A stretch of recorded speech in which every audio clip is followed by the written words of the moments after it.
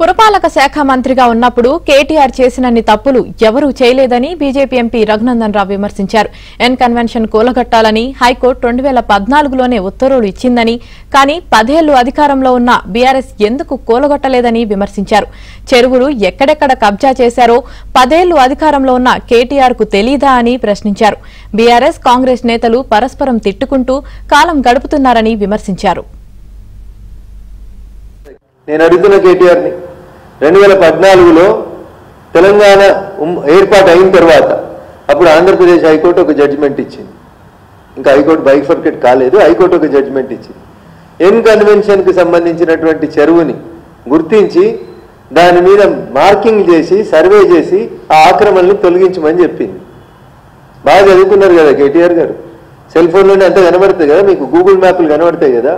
2014లో సాక్షాత్తు ఈ రాష్ట్ర సర్వోన్నత న్యాయస్థానం ఎన్ కన్వెన్షన్ కూలగొట్టమని ఉత్తర్వులు ఇస్తే ఎందుకు ఎన్ని సంవత్సరాలు మీనమేషాలు లెక్క పెట్టారు? ఎందుకు వాళ్ళ కోడల్ని తీసుకొచ్చి తెలంగాణ చేనేతకి బ్రాండ్ అంబాసిడర్గా పెట్టుకున్నారు? దాని వెనకాల ఉన్నటువంటి అంతర్యమైంది. 2014 నుంచి 2024 దాకా చెరువులో పెట్టిన ఎన్ కన్వెన్షన్ ఒక్కొక్క ఫంక్షన్ పేరిట వసూలు చేసినటువంటి డబ్బుల్ని ఇలా తెలంగాణ ఖజానాలో జమ చేపిస్తారా చేపియరా? ఇలా రేవంత్ రెడ్డి గారు కూడా చెప్పాలి. ఒక్కొక్క ఫంక్షన్కి 50 లక్షలు కోటి రూపాయలు తీసుకుంది ఎన్ కన్వెన్షన్. 10 సంవత్సరాలు 2014లో దాన్ని సర్వే చేసి తొలగించమని రాష్ట్ర సర్వోన్నత న్యాయస్థానం చెప్తే మున్సిపల్ అడ్మినిస్ట్రేటివ్ మినిస్టర్గా పనిచేసిన కేటీఆర్ గారు 10 సంవత్సరాలు ఎందుకు ఎన్ కన్వెన్షన్ని తొలగించలేదు? 2010లో ఉమ్మడి ఆంధ్రప్రదేశ్ ఒక జీవో ఇస్తే ఈయన మున్సిపల్ అడ్మినిస్ట్రేషన్ మంత్రి అయినాక 2021 దాకా నిద్రపోయింది ఆ జీవో మీద. కేటీఆర్ అన్నట్టు ఆయన బాగా చదువుకున్న ఆయనే, కంప్యూటర్లో చూసి మాట్లాడేట ఆయన 2021లో ఒక జీవో ఇచ్చిండు, తర్వాత 2022లో ఒక జీవో ఇచ్చిండు.